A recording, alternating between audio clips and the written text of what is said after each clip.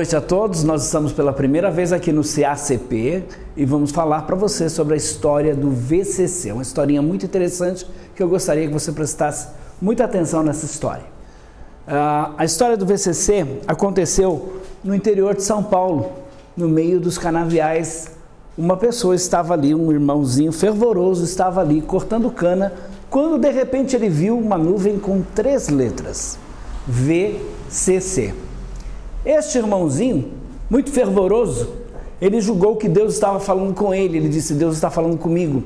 E aquelas 3 letras significam: vai, Cristo chama. Ele entendeu que Cristo estava chamando ele para pregar o Evangelho, que a partir daquele momento ele seria um missionário. Então o que ele fez?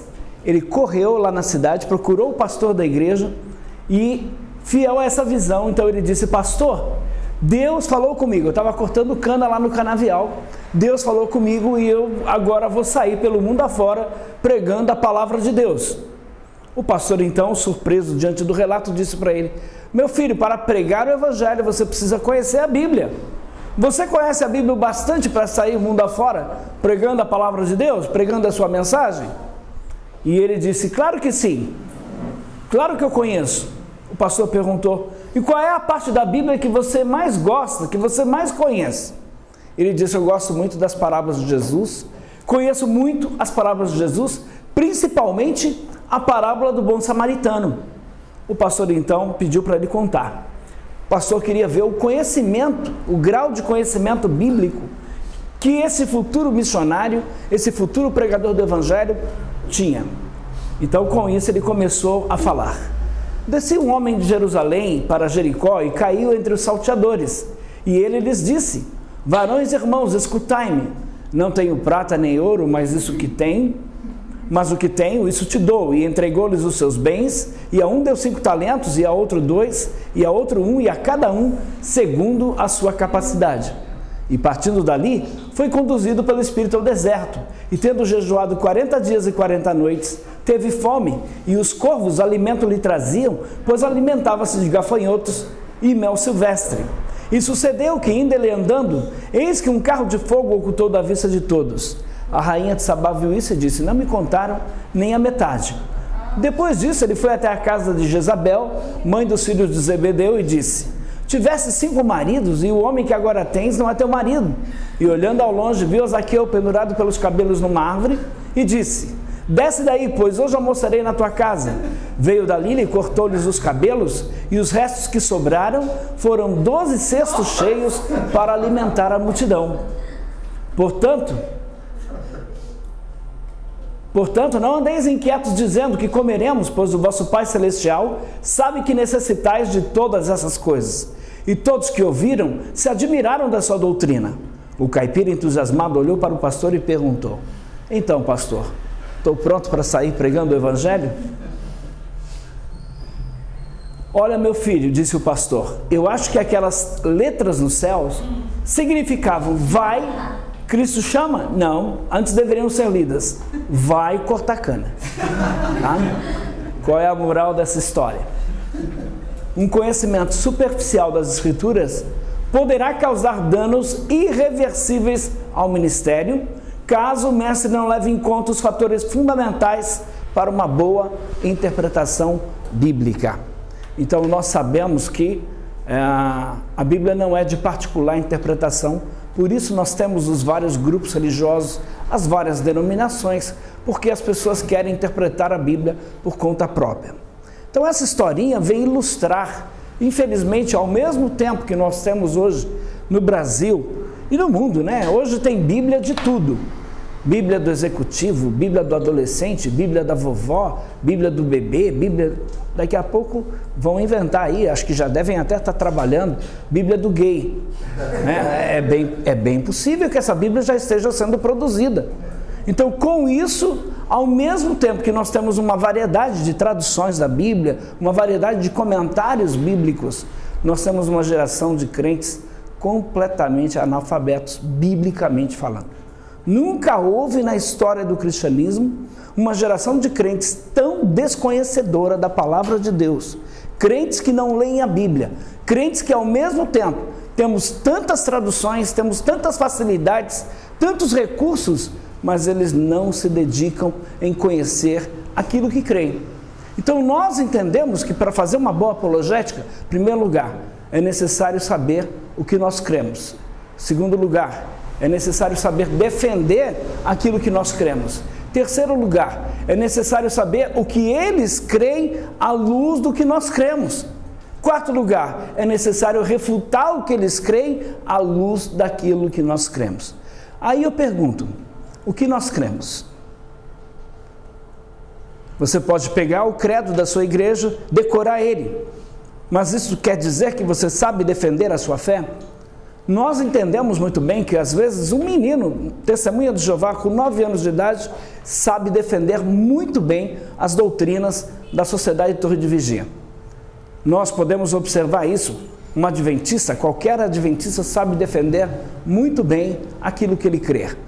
E o mais interessante é que a Igreja Católica, que durante muitos anos proibiu as pessoas de lerem a Bíblia, hoje está dando cursos para pessoas leigos, e esses leigos estão se aprofundando na Bíblia, e esses leigos estão defendendo o catolicismo diante dos ataques que tem sofrido, diante até mesmo das controvérsias que têm acontecido. Os católicos hoje estão mais preparados para defender a sua fé do que muitos evangélicos. A culpa é de quem, eu pergunto?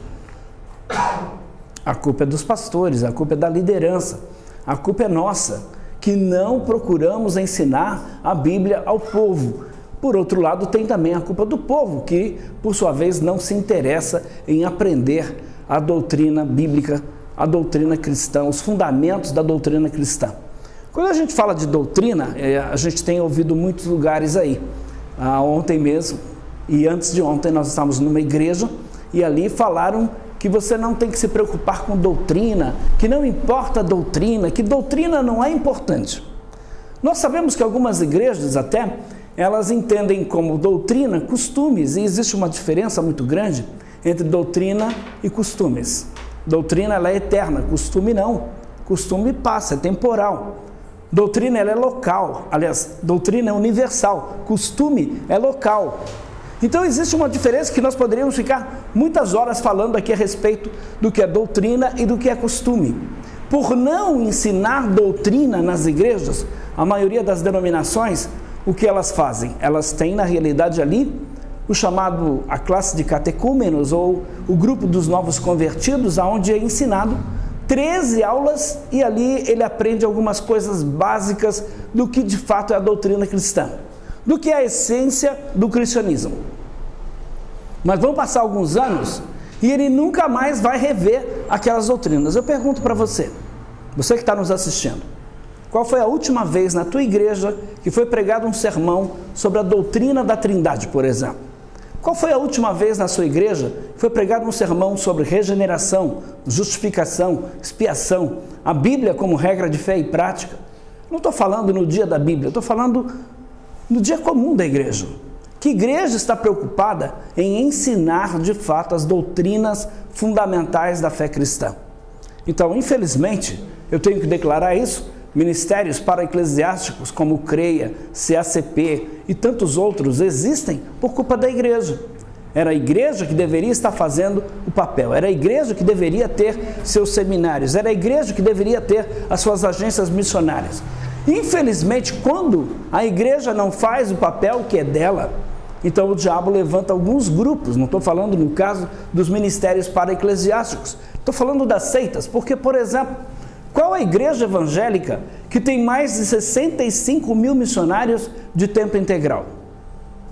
Será que é a igreja batista? Será que é a igreja metodista? Será que é a igreja do evangelho quadrangular? Será que é a igreja presbiteriana? Não, com toda certeza não é. É a igreja de Jesus Cristo do Santo dos Últimos Dias, mais conhecida como igreja mórmon. Então esta igreja tem 65 mil missionários de tempo integral. Então esta igreja, todo jovem tem que dar 2 anos no campo missionário. É interessante porque eu tenho debatido e tenho dialogado com mormons em várias partes do mundo. O desejo de um jovem dentro desta igreja, o desejo de um adolescente dentro desta igreja é sair como missionário pregando, segundo eles, as verdades do mormonismo. desejo de uma criança que é testemunha de Jeová? Qual é o desejo de um adolescente que é testemunha de Jeová? Que os seus pais são testemunhas de Jeová. É ele sair como publicador. É ele ser um pioneiro especial, um pioneiro regular, um pioneiro auxiliar. É ele trabalhar em Betel. O grande sonho de uma testemunha de Jeová, por exemplo, é trabalhar em Betel, que é a sede da testemunha de Jeová. E aí a gente para pensar em nossas igrejas. A maioria dos adolescentes e jovens não conhecem nada do cristianismo. A maioria dos jovens e adolescentes não tem envolvimento com a pregação do Evangelho. Aí eu pergunto, este Evangelho que está sendo pregado pelas igrejas hoje, está de fato preocupado em ensinar a Bíblia para as pessoas? Está preocupado em missões, em evangelismo? Infelizmente, essa não é a realidade da igreja hoje no Brasil e não é a realidade da igreja em muitos outros países. Então nós estamos aqui, acima de tudo, preocupados com a doutrina. Por quê? Porque a doutrina é essencial, a doutrina é extremamente importante na vida da igreja. Se a igreja não ensinar doutrina, as pessoas estarão vulneráveis às heresias. Porque, por exemplo, nós temos hoje tantas igrejas pregando coisas que não têm nada a ver com a Bíblia. Porque nós temos hoje tantas igrejas descambando, por exemplo, ao ponto de negar as doutrinas essenciais, porque a carta de Pedro diz que pregarão heresias destruidoras e negarão o Senhor que os resgatou. Então veja, irão pregar heresias destruidoras. Nós entendemos que heresias existem das mais diversas, heresias que não são destruidoras. Nós entendemos que algumas igrejas têm heresias. Por exemplo, a quebra de maldição hereditária é uma heresia. Mas é uma heresia de perdição? Não, entendemos que não. É uma heresia, mas não é uma heresia de perdição. Uma igreja não deixa de ser cristã ou ser cristã por pregar ou negar esse tipo de doutrina.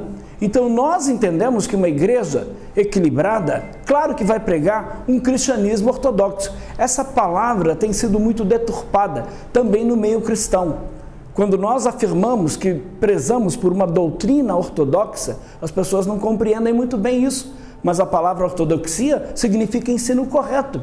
Então nós nos preocupamos com o ensinamento bíblico, com o ensino correto, com o cristianismo equilibrado. E hoje, infelizmente, a maioria das denominações não estão preocupadas com o ensinamento correto, com a ortodoxia, em pregar aquilo que deve ser pregado. Então hoje, infelizmente, nos púlpitos das igrejas, as pessoas estão pregando aquilo que o povo quer ouvir. Então hoje, infelizmente, os pastores, eles têm que ser não mestres na palavra, não pessoas dedicadas no estudo da Bíblia, eles têm que ser verdadeiros showmans. Infelizmente hoje, as pessoas estão num verdadeiro auditório, com aí os seus manipuladores, as pessoas estão, na verdade, como houve no passado, estão mais para o pão e circo. Esta é uma realidade que nós não podemos fugir dela. Agora, nós que estamos aqui hoje nessa escola, temos uma tarefa importantíssima. Este conhecimento que você está aprendendo aqui não pode ficar só para você. Você tem que passar para outros, tem que fazer discípulos, e eu dou graças a Deus porque dentro dos 28 anos que nós estamos na apologética, vários outros ministérios surgiram por causa do nosso trabalho. Então nós entendemos que a tarefa está sendo feita, mas ainda estamos muito longe daquilo que precisa ser feito. Entendemos que o erro está avançando cada vez mais, que o erro está entrando dentro da igreja. Entendemos que uma das formas do diabo perseguir a igreja não é mais como no passado, que a igreja era perseguida por intermédio do quê? Do martírio dos cristãos. Então hoje o diabo está matando muita gente com as suas ideologias, com as suas filosofias. Então nós estamos vendo filosofias combatidas pela igreja durante muitos anos, hoje entrando sorrateiramente, como é o caso do humanismo, como é o caso do secularismo. Então são filosofias que não tem nada a ver com a fé cristã, que infelizmente está sendo abraçada por inúmeras igrejas. Mas se nós pararmos para olhar Mateus capítulo 7, versículo 15 a 23, o Senhor Jesus deu uma advertência para os seus discípulos. Ele disse: Acautelai-vos, porém, dos falsos profetas que vêm a vós vestidos em pele de ovelhas, mas interiormente são o quê? Lobos devoradores. Jesus estava falando isso para quem? Ele estava falando isso para os seus discípulos. Ele estava preocupado com os seus discípulos. Então ele disse que os lobos viriam vestidos em pele de ovelhas. E é interessante, Jesus vai dizer então: pelos seus frutos os conhecereis. Colhe-se porventura uvas dos espinheiros ou figos dos abrolhos? Ele vai dizer que a árvore boa tem que produzir bom fruto e que a árvore má não pode dar fruto bom. A árvore boa também não pode dar fruto mau. Toda árvore que não produz bom fruto, diz ele, é cortada e lançada no fogo. Ele vai dizer de novo: portanto, pelos seus frutos os conhecereis. Nem todo que me diz Senhor, Senhor, entrará no reino dos céus, mas aquele que faz a vontade de meu Pai que está nos céus. Muitos naquele dia me dirão: Senhor, Senhor, não profetizamos nós em teu nome? Veja, eles fizeram o quê? Profetizaram em nome de Jesus, pregaram em nome de Jesus. Eles vão dizer: em teu nome nós expulsamos demônios, nós expelimos demônios em teu nome. Eles expulsaram demônios. E é interessante quando nós paramos para ver alguns grupos religiosos, algumas igrejas que estão aí na televisão, na mídia, e eles inclusive convidam os demônios. Agora vem aí Maria Padilha, agora vem Exu Caveira, agora vem o Tranca-Rua, se manifesta aí Lúcifer agora em nome de Jesus. Então estão, como diz o Senhor Jesus, naquele dia eles vão dizer: expulsamos demônios em teu nome. O que Jesus vai dizer para eles? Mas eles antes vão dizer: fizemos muitas maravilhas em teu nome. Eu pergunto para vocês, o que eles fizeram de errado? Porque na realidade, pregaram em nome de quem? De Jesus. Expulsaram demônios em nome de quem? De Jesus. Fizeram milagres em nome de quem? De Jesus. Então o que essa turma estava fazendo de errado para Jesus dar uma condenação para eles?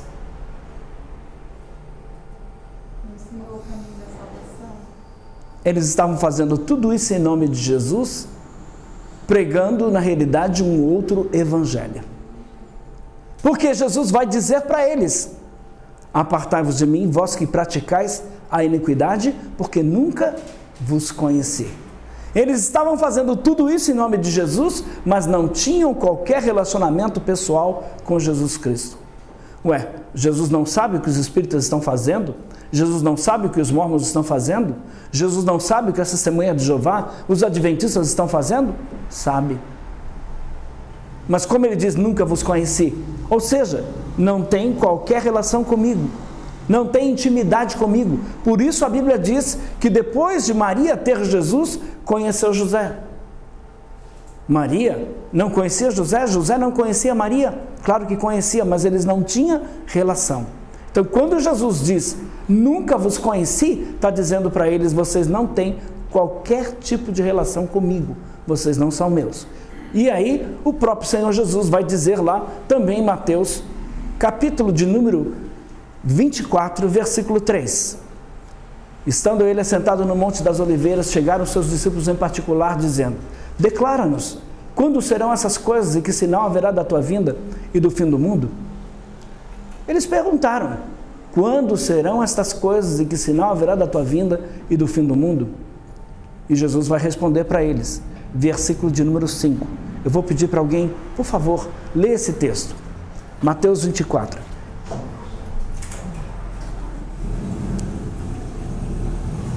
Mateus 24.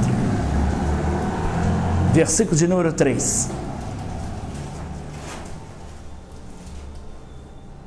No Monte das Oliveiras achava-se Jesus assentado, quando se aproximaram dele os discípulos, em particular, e lhe pediram: dize-nos quando sucederão estas coisas e que sinal haverá de tua vinda e da consumação do século. Versículo de número 5. Porque virão muitos em meu nome, dizendo: eu sou o Cristo, e enganarão a muitos. Versículo de número 11. Levantar-se-ão muitos falsos profetas e enganarão a muitos. Versículo 23. Então, se alguém vos disser: eis aqui o Cristo, ou ei-lo ali, não acrediteis. Se alguém vos disser: eis aqui o Cristo, ou ei-lo ali, não acrediteis. Versículo seguinte, por quê? Seguinte.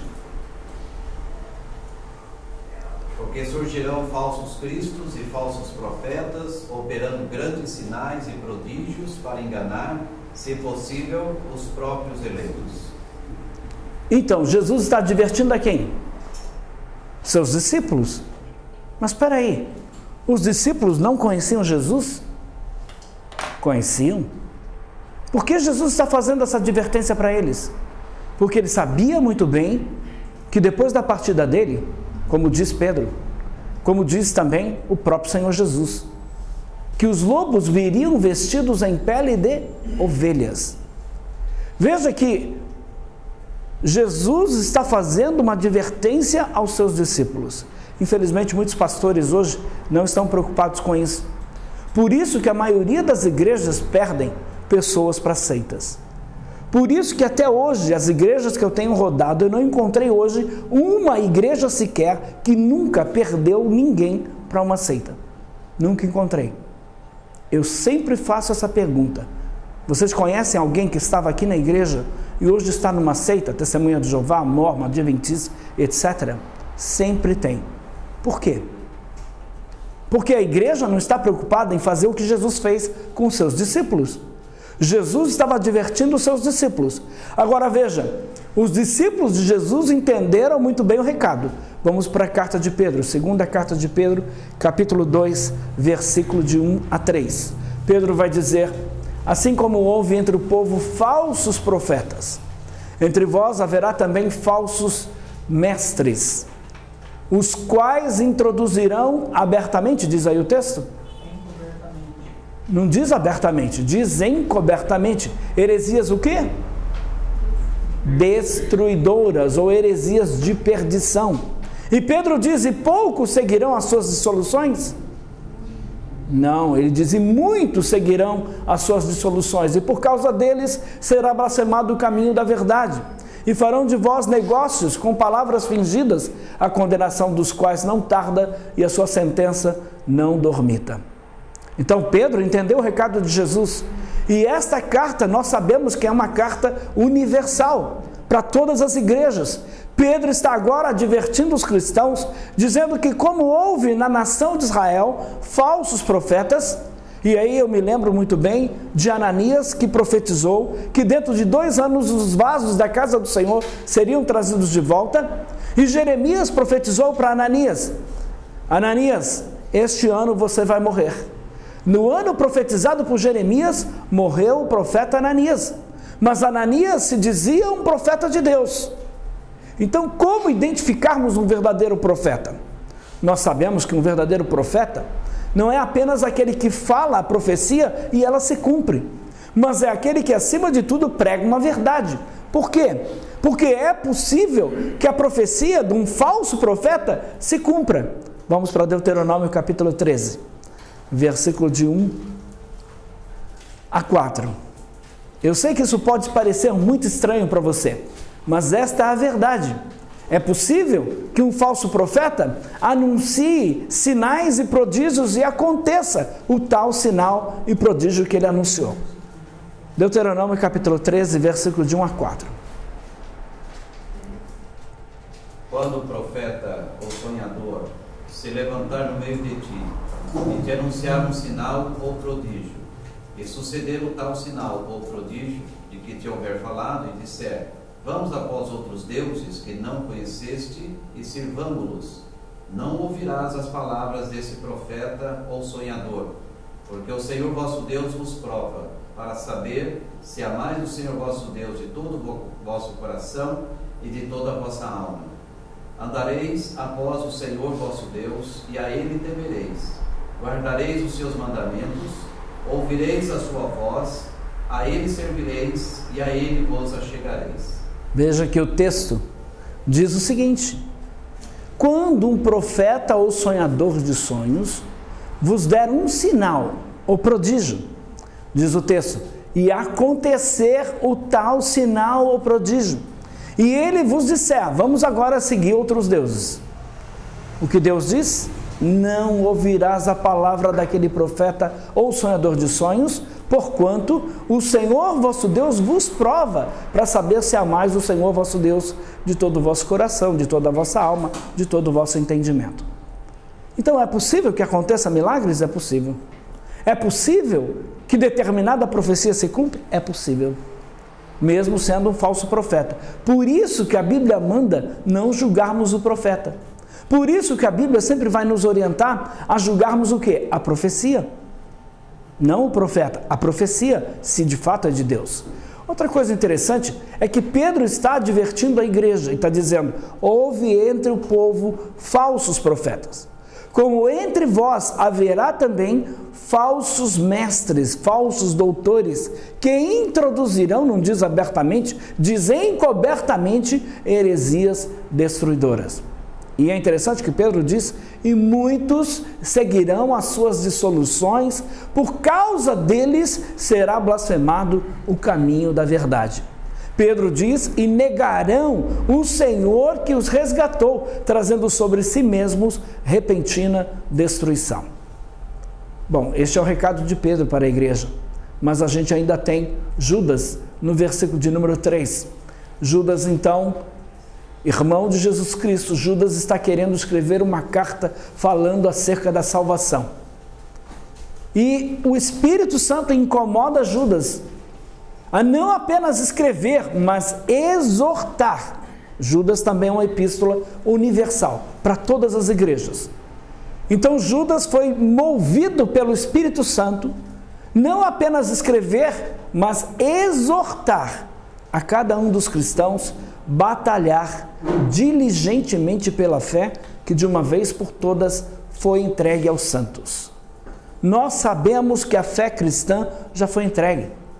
Nós sabemos que não existe uma outra revelação além da Bíblia. A Bíblia é a revelação máxima de Deus aos homens. Se alguém falar, fale segundo este livro. Por quê? Porque Isaías mesmo vai dizer: a lei e a aura, se não falarem segundo esta palavra, nunca verão a alva. Então a palavra de Deus é a verdade e ela está completa. Nós não necessitamos de outras revelações além da Bíblia. Veja que, por exemplo, determinados grupos, como a Igreja de Jesus Cristo do Santo dos Últimos Dias, então você tem o livro de Mórmon, que é o quê? Um outro testamento de Jesus Cristo. Você tem a Igreja Adventista do Sétimo Dia, com os escritos da senhora Ellen White, que tem, segundo a Igreja, o mesmo grau de inspiração que qualquer outro escritor bíblico. Eu diria o contrário. Na realidade, para os adventistas, os escritos de Ellen White têm mais autoridade que a Bíblia. Eu sei que você que é adventista, que está assistindo agora esse vídeo, vai dizer: não, não é verdade. Nós cremos que os seus escritos estão em pé de igualdade com a Bíblia. Não é superior à Bíblia. Ora, onde a Bíblia ensina a doutrina do santuário, onde a Bíblia ensina a doutrina do juiz investigativo, onde a Bíblia ensina que o selo de Deus na vida do cristão é a guarda do sábado. Então, várias doutrinas da Igreja Adventista que não estão na Bíblia, os adventistas acreditam. Por quê? Porque Ellen White trouxe essas revelações. Então, eu diria que os ensinos de Ellen White estão acima da Bíblia. Por isso, a Igreja Adventista do Sétimo Dia, por isso os adventistas do Sétimo Dia que creem nos escritos dessa mulher, não podem ser considerados cristãos. Então, a Testemunha de Jeová, eles dependem da revista Sentinela, da revista Despertai. Por quê? Porque é o alimento que o escravo fiel e discreto trouxe a eles. Então a Bíblia não é suficiente para esclarecer a eles todas as verdades de Deus. Por isso, como dizem os adventistas, eles precisam de uma luz menor para guiá-los a uma luz maior. Ora, tenta acender um fósforo, uma vela, uma lanterna, meio-dia, no maior sol, será que vai clarear alguma coisa? E se você pode ir à luz maior que a Bíblia, para que uma luz menor? Não há necessidade.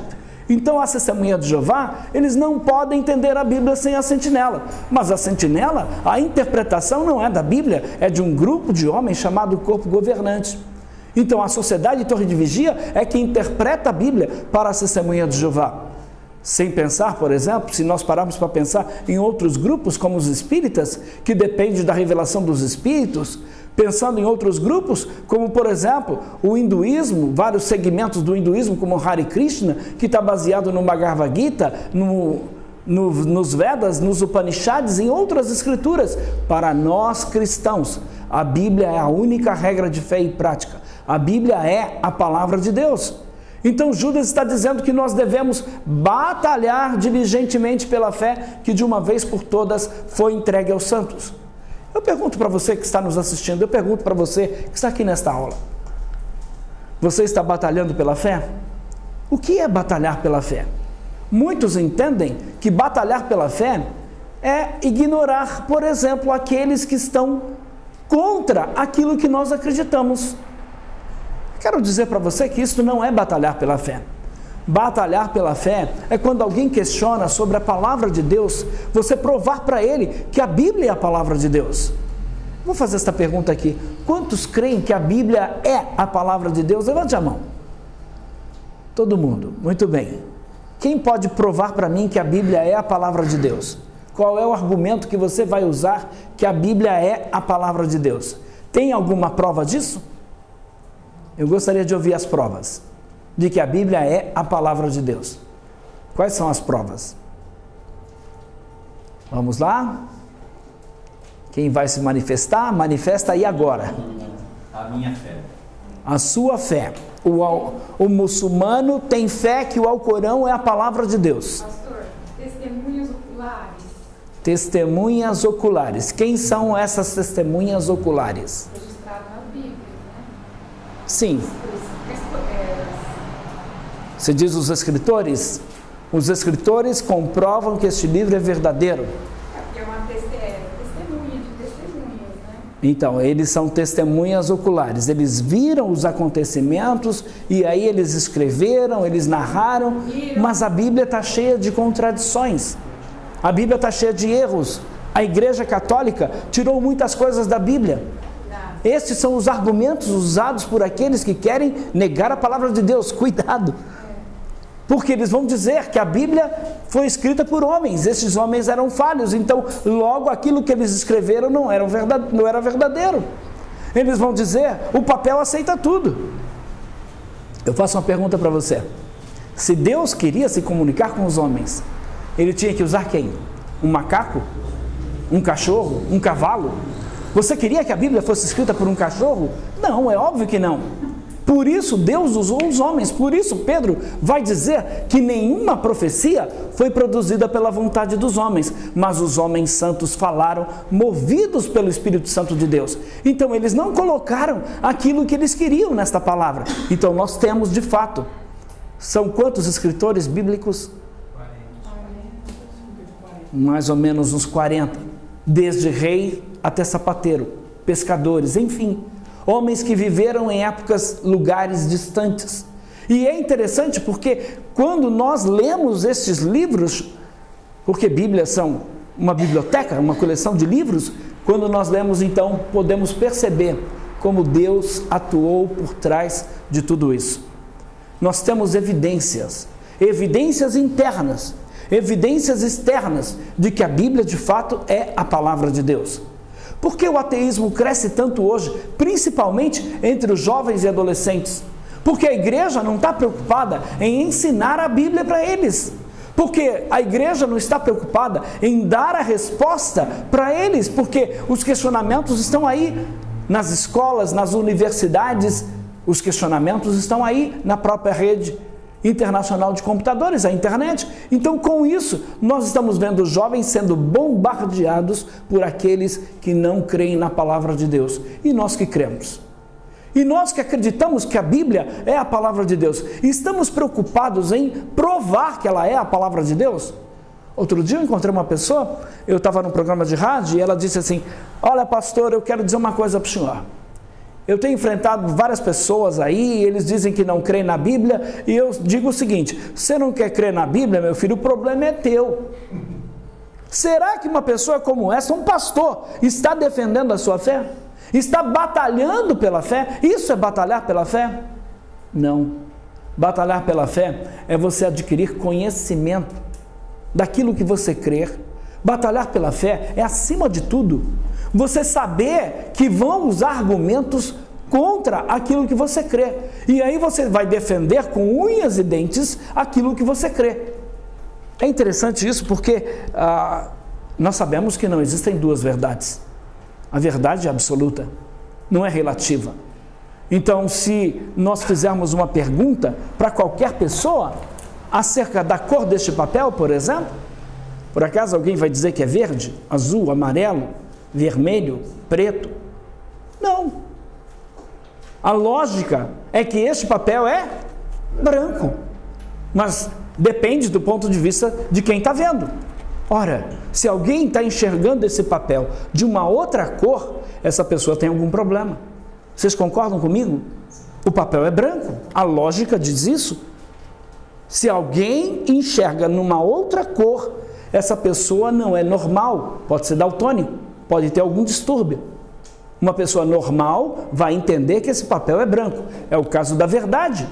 A verdade não é relativa, a verdade é absoluta. Então, se nós cremos que a Bíblia é a palavra de Deus, temos argumentos, temos prova. Não basta dizer, este livro mudou a minha vida. Por quê? Porque o Alcorão mudou a vida de muitas pessoas, porque o livro de Mórmon mudou a vida de muitas pessoas. Então, este argumento não é válido. Nós temos como provar que a Bíblia é verdadeira, independente da nossa fé. Temos registros históricos, temos arqueologia, temos inúmeras ciências que comprovam que este livro é verdadeiro. Muito cuidado, porque quando alguém diz para você, a Bíblia está cheia de contradições, a primeira pergunta que você deve fazer para ele é, você já leu a Bíblia? Bom, primeira pergunta, já leu a Bíblia? Não, eu nunca li. Então, por favor, você não tem nenhuma autoridade para falar sobre a Bíblia. Os mormons perguntam para mim, quando eu digo que o livro de Mórmon não é verdadeiro, a primeira pergunta que eles fazem é, você já leu o livro de Mórmon? Eu digo, já li, e cito capítulos do livro de Mórmon para eles. Mas você não orou, você não sentiu que o livro de Mórmon é verdadeiro. Você perguntou ao Pai Celestial? Eu disse para ele, outro dia, lá em Manaus, para o mormon, você perguntou ao Pai Celestial se o Alcorão é verdadeiro? Porque o Alcorão é seguido por mais de 1 bilhão e 400 milhões de pessoas no mundo. Os muçulmanos creem que o Alcorão é a revelação de Deus aos homens. Agora, tem provas que o Alcorão é verdadeiro? Onde estão os manuscritos? Tem prova que o livro de Mórmon é verdadeiro? Onde estão os manuscritos? Tem prova que a Bíblia é verdadeira? Onde estão os manuscritos? Temos inúmeros manuscritos. Mais de 400 manuscritos só do século 100, mais ou menos, que provam que este livro de fato é verdadeiro. Então temos a arqueologia, temos a história, podemos provar que a Bíblia é verdadeira. É interessante porque o cristão não está preocupado em buscar os argumentos, isso dá muito trabalho. Então ele quer tudo pronto. Infelizmente a igreja evangélica hoje quer uma teologia pronta. E aí acaba importando coisas que não deveriam, práticas e doutrinas que não são cristãs e são aceitas muitas vezes, sabe por quê? Por não conhecerem a verdade. Porque quem conhece a verdade não vai aceitar o falso. Pode ter certeza disso. Aceita o erro, aceita a doutrina estranha, a doutrina falsa, aceita a deturpação da verdade por não conhecer a verdade, por não se preocupar com a verdade. Por isso, Judas está dizendo que nós temos que batalhar diligentemente pela fé que de uma vez por todas foi entregue aos santos. Quem é Jesus? Eu acho interessante porque Jesus é o personagem mais atacado do cristianismo. Quem é Jesus? Você vai dizer, Jesus é tudo para mim. Ótimo, maravilhoso. Eu entendo perfeitamente bem o que você quer dizer. Mas alguém pode pensar que você é um panteísta. Cuidado. Diga de fato quem é Jesus. Diga que Jesus é 100% Deus, 100% homem, que Ele andou nessa terra, que temos registros históricos que comprovam isso, que Ele não é um conto de fadas, que Ele morreu de verdade, morreu numa cruz, ressuscitou no terceiro dia e está vivo. Então temos as testemunhas. Temos pessoas que morreram por causa dessa verdade. E aí nós perguntamos o que cremos. O que cremos a respeito da vida após a morte. Pessoas creem na reencarnação. Mas você, como cristão, o que você acredita? Eu acredito que vou para o paraíso. Eu acredito que a minha alma vai ficar dormindo. Está errado. Não é isso que a Bíblia diz. Cuidado. Não pegue um texto fora de um contexto. Infelizmente, é uma característica das seitas pegar textos isolados da Bíblia e fazer desses textos uma doutrina. Por isso que existem erros também dentro das igrejas evangélicas. Como eu disse aqui, a Bíblia não é de particular interpretação. Então, infelizmente, alguns pastores interpretam a Bíblia por conta própria e acabam, por sua vez, criando doutrinas e práticas que não são cristãs. Por exemplo, quantos aqui creem que vão para o céu? Levante a mão. Quem crê que vai para o céu? Quem disse isso? Quem disse? Jesus. Aonde ele disse isso? Aonde? Espera aí, eu quero ouvir o texto. Aonde? João 14. João 14. Já sabemos o capítulo e o livro. Versículo? Na casa do meu pai, moradas. João 14, de 1 a 6. Não se turbe o vosso coração, não se atemorize, crede em Deus, crede também em mim, porque na casa de meu pai há 144 mil moradas. Não é assim? As testemunhas de Jeová creem apenas que há 144 mil moradas. Os espíritas dizem que essas moradas são os corpos que irão reencarnar, receber um espírito. Essas são as moradas. Então, quando Jesus disse na casa de meu pai há muitas moradas, ele disse que nós iríamos estar com ele. Por isso Filipe perguntou: Senhor, não sabemos o caminho. Disse-lhe Jesus: eu sou o caminho, a verdade e a vida, ninguém vem ao Pai senão por mim. Tem algum outro texto? Eu gostaria de ouvir um outro texto que prova que você vai para o céu. Tem algum outro texto? Romanos 8:1. O que diz? Portanto, agora nenhuma condenação há para os que estão em Cristo Jesus, que não anda mais segundo a morte, mas segundo o Espírito. Não anda mais segundo a carne, mas segundo o Espírito. Esse texto não diz que você vai para o céu. Não. Vamos lá? Nós estamos num seminário, numa classe apologética. Vamos lá? Eu quero ouvir o outro texto que diz que você vai para o céu. Colossenses 3:1. O que diz?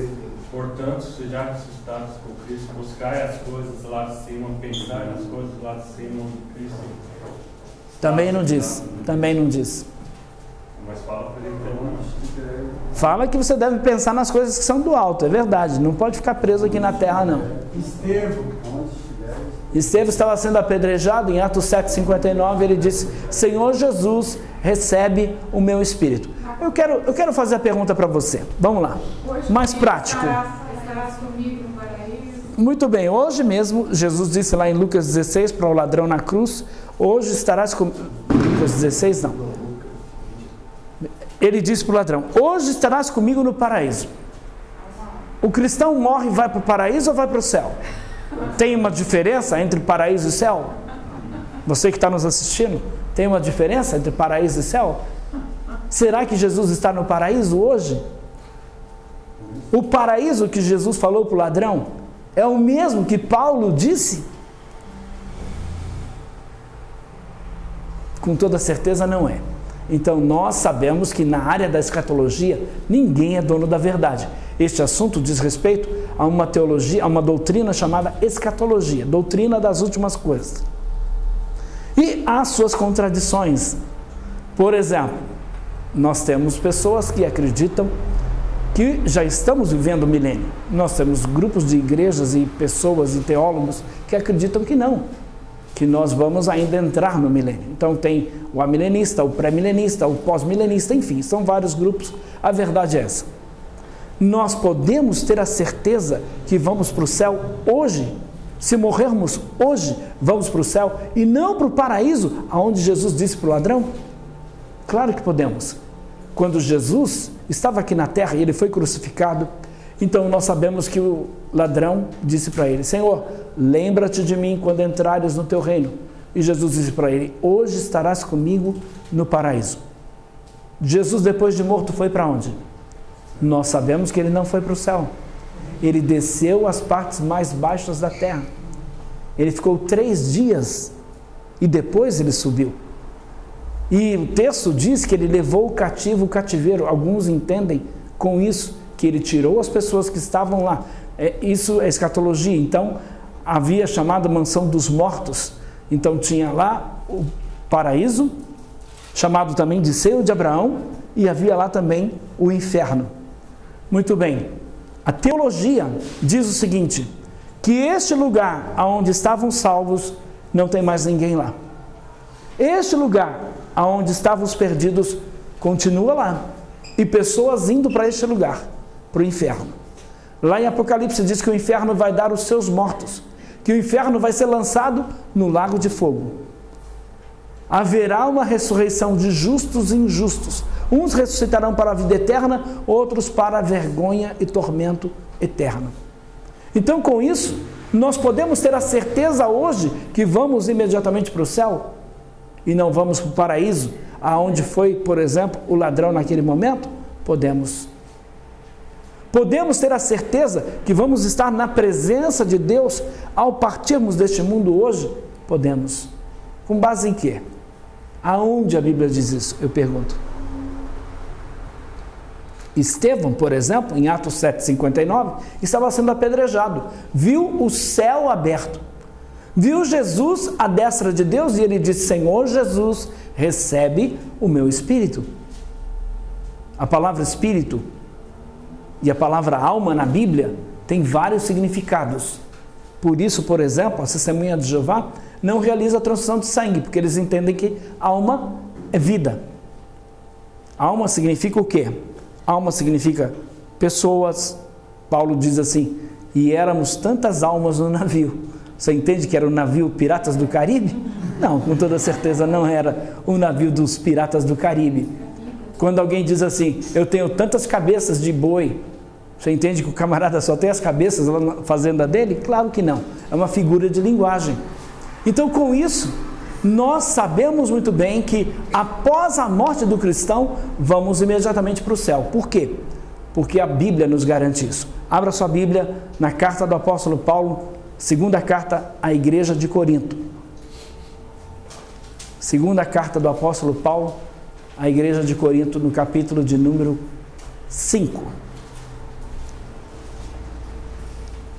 Segunda carta do apóstolo Paulo à igreja de Corinto, capítulo 5. Verso 1, vamos lá.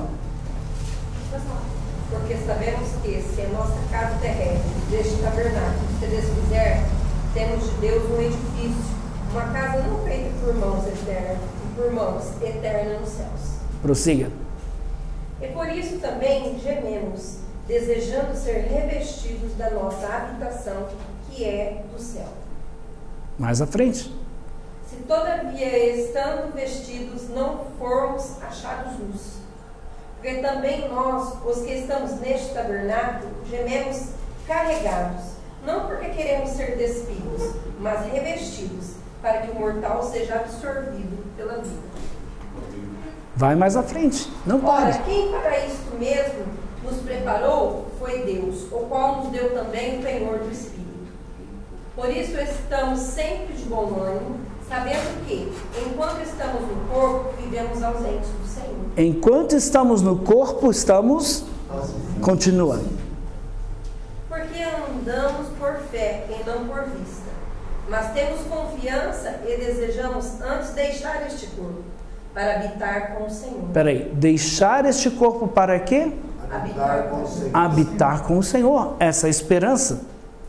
Que ao você deixar este corpo, vai imediatamente estar com o Senhor. Continua. Pois que muito desejamos também ser-lhe agradáveis, quer presentes, quer ausentes. Porque todos devemos comparecer ante o tribunal de Cristo, Tá bom. para que cada um receba segundo o que tiver feito por meio do corpo, ou bem ou mal. Nós sabemos que aí é uma referência aqui aos galardões. Não confunda salvação, tá? Tem gente que pensa que vai ser salvo por aquilo que faz. E não é assim. Somos salvos por aquilo que Ele fez por nós. Filipenses capítulo 1. Versículo de número 22. Mas, se eu viver na carne e der fruto da minha obra, não sei então o que devo escolher. Continua. Mas de ambos os lados estou em aperto, tendo desejo de partir e estar com Cristo. Peraí, tendo desejo de partir e estar com Cristo. Então, Paulo tinha certeza que se ele morresse, ele ia para onde? Descansar, como ensinam alguns? Como ensinam, por exemplo, os adventistas? Paulo ia dormir? Não. Paulo não disse isso. Ele tinha o desejo de partir e estar com Cristo.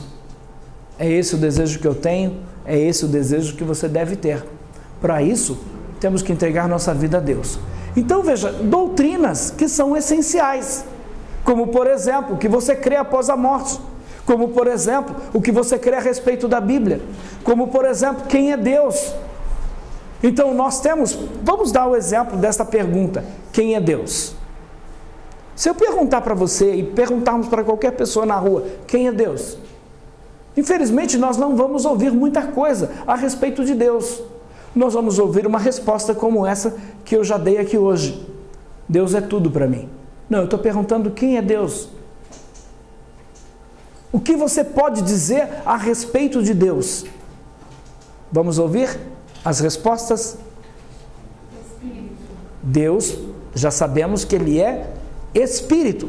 Então Deus não tem um corpo de carne e osso, como ensina, por exemplo, a Igreja de Jesus Cristo do Santo dos Últimos Dias. Então Deus não é um homem, Deus não tem um corpo de carne e osso. Mas pastor, a Bíblia fala os olhos de Deus, o dedo de Deus. É verdade. Mas a Bíblia também diz assim, Ele te cobrirá com as tuas penas. Debaixo das tuas asas estarás seguro. Eu pergunto para você, Deus é uma galinha? Quando Jesus disse assim, eu sou a porta. Você entende que Jesus é uma porta? Eu sou o pão vivo. Jesus é uma baguete? Não, sabemos que não é uma figura de linguagem. Então, quando nós encontramos a declaração de Jesus dizendo, Deus é Espírito, e Ele disse, um Espírito não tem carne nem ossos como eu tenho. Então já sabemos que Deus é Espírito. O que mais podemos falar a respeito de Deus? Criador. O que mais? Eterno. Deus é eterno. O que significa com esta palavra eterno? Não. Sempre existiu. Ele é incriado. Quer estragar a gravação? Fala, irmão. Ele é incriado. Isso não foi criado por ninguém, né? Então Deus é eterno, não teve começo, não tem fim, é eterno. O que mais? Imutável. Imutável, Deus não muda. O que mais? Onisciente, onipresente. Deus é onisciente, onipotente, onipresente. O que mais? Trino. Deus é trino, é Pai, Filho e Espírito Santo.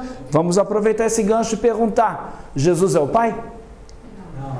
Ele não disse, eu e o Pai somos um? Ele não disse, quem vê a mim vê o Pai?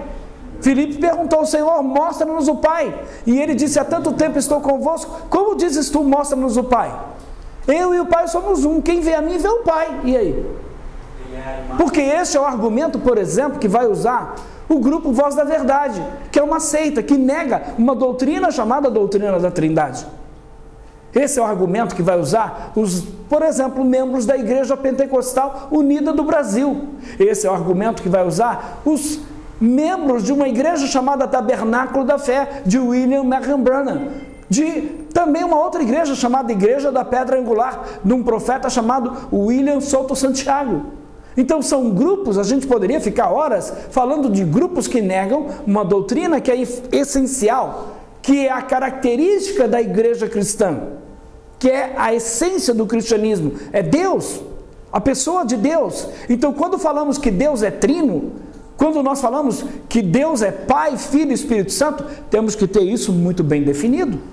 Aí eu pergunto, Jesus é o Espírito Santo?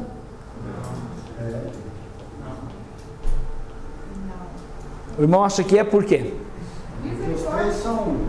Os três são um. Pai, Filho e Espírito Santo. Deus Pai, Deus Filho, Deus Espírito Santo. Eu entendo pela Bíblia assim. Então, uma pessoa ou três pessoas? Uma pessoa. 3 pessoas e um Deus. 3 pessoas em um Deus, uma pessoa. E agora? Como vamos resolver essa questão? São 3 pessoas? Quem acredita que são 3 pessoas? Levante a mão.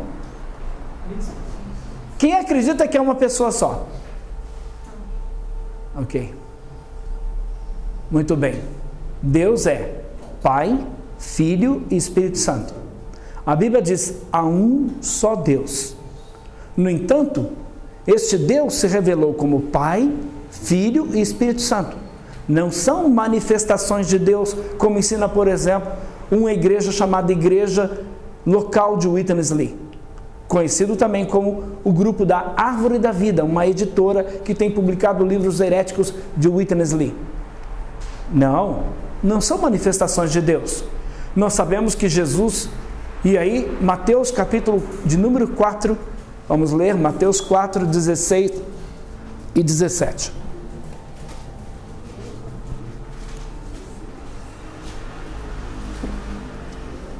O povo que jazia... Perdão, Mateus 4 é 3. Sendo Jesus batizado, é 3? É a própria Trindade. 3, né? É 3. Manifestação. É isso? 3, 16, 17? Batizado Jesus, saiu logo da água, e eis que se lhe abriram os céus, e viu o Espírito de Deus descendo como pomba, vindo sobre ele. Eis uma voz dos céus que dizia: este é o meu Filho amado, em quem me compraz. Aí está a manifestação da Trindade. A maior prova da Trindade para mim está nesse texto. Jesus estava sendo batizado. Ele saiu das águas e veio quem? O Espírito Santo. A voz do céu dizia: este sou eu? Não, este é meu Filho. Então você tem Pai, Filho e Espírito Santo. Pessoas distintas. 3 pessoas, não uma pessoa, 3 pessoas.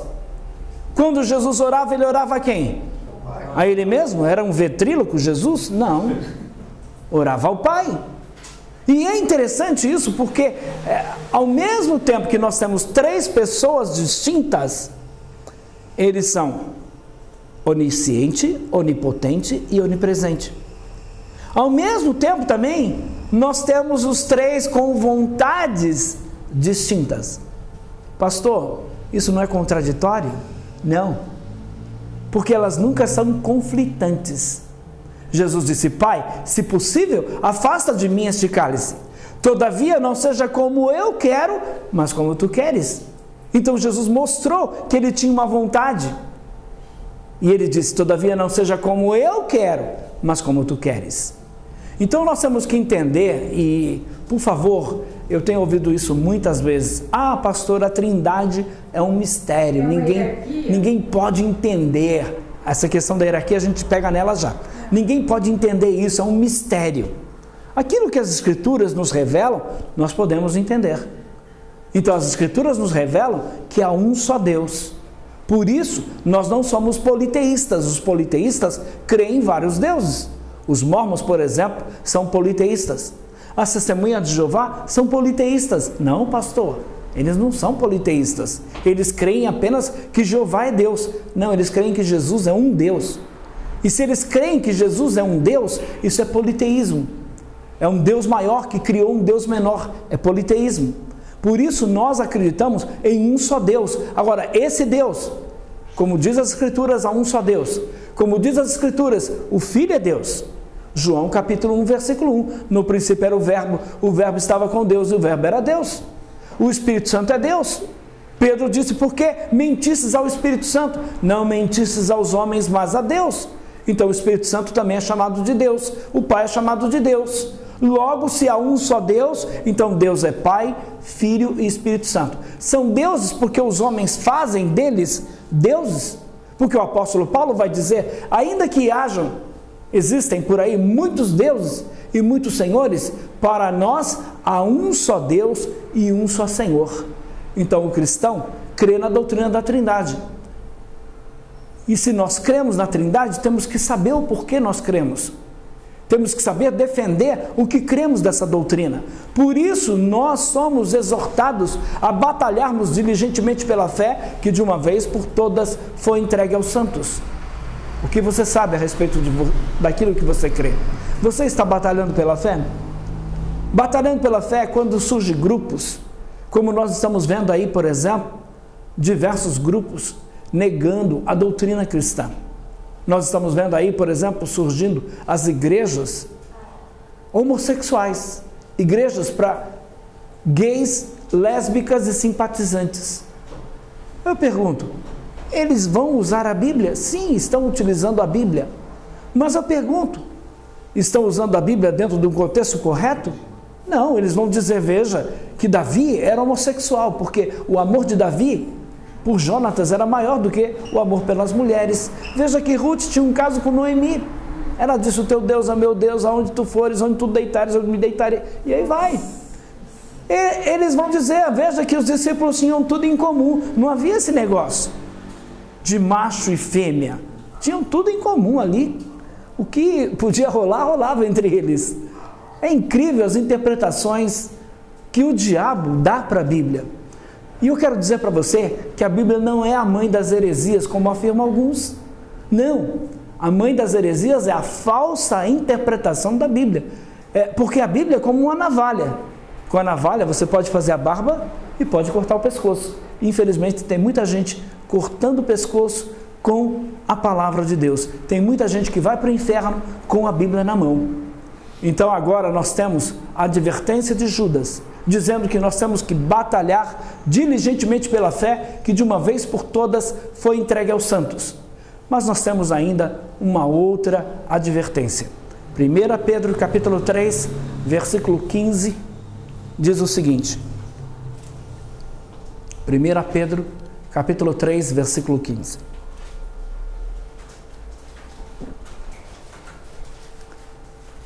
Antes, santificai a Cristo como Senhor. Encontraram? Antes, santificai a Cristo como Senhor em vossos corações. E estai de vez em quando preparados. Sim. Não está aí de vez em quando? Não. Não está na sua Bíblia? Que tradução você está usando? E estai? Sim. Para responder com muita raiva. Não diz aí na sua Bíblia com muita raiva? A todo aquele que vos pedir a razão da esperança que há em vós. Eu pergunto, para quem é isso? Para quem? Para nós, para mim, para você. Para você que está nos assistindo, que diz que é cristão, você está preparado para responder aos questionamentos a respeito de Deus, da palavra de Deus, do cristianismo? Diante de tantos ataques que o cristianismo está sofrendo hoje, do crescimento do ateísmo, você está preparado para defender a sua fé? Pedro está dizendo aí, santificar a Cristo como Senhor em nossos corações e estar sempre preparados para responder com mansidão e temor a todo aquele que vos pedir a razão da esperança que há em vós. Vamos para 2 Timóteo capítulo 2, versículo 15.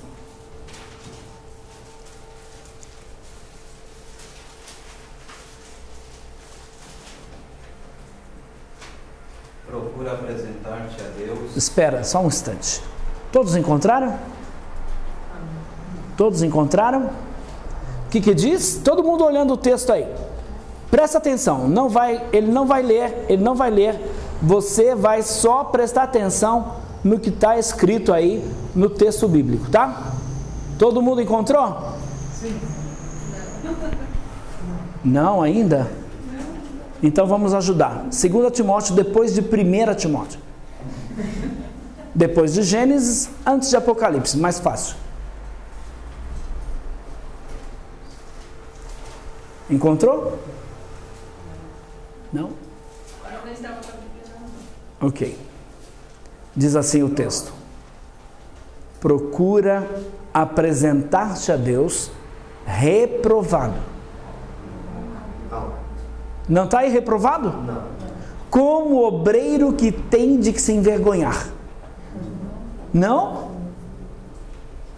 Que maneja mal a palavra da verdade. Não está assim. Está diferente, né? Está diferente, né? Procura apresentar-te a Deus aprovado, como obreiro que não tem de que se envergonhar, que maneja bem a palavra da verdade. Amém? Amém. Que Deus abençoe, que você fique aí sintonizado e nós vamos trazer outros assuntos que vai ser do seu interesse para o crescimento da sua fé. Qualquer coisa, nosso endereço está aí, teremos o maior prazer em estar esclarecendo as suas dúvidas. Se você tiver alguma dúvida, nos escreva para o CACP, teremos o maior prazer em esclarecer você. Deus abençoe a todos.